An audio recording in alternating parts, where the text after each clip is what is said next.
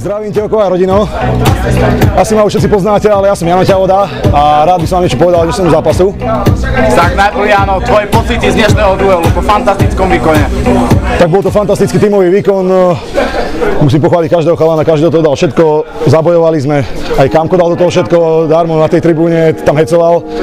Tých 5000 ľudí, potešila nás aj návšteva, ďakujeme. Dúfam, že tu budete celé play-off s nami. Ďalšia otázka. Ako si spomínal, fantastická atmosféra vlastne, ale druhý gól bolo stav 0-0 a vlastne ty si tieto brány prelomil. Veľké emócie splanuli.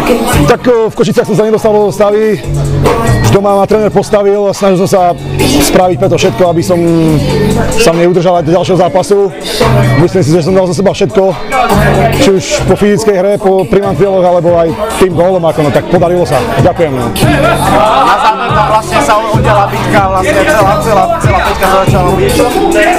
Ako to tam vzniklo, čo sa tam vlastne stalo, nech o tom boli? Tak postavili sme sa na boli s tým, že akože už chceme to dohrať, ale sa mi zdá, že naši centri, Lukáš Pavkovček a Tomáš Klima sa začali byť a potom do toho išli všetci Košičania, no a myslím si, že sme ich porazili aj na góly, aj na údery a bitky.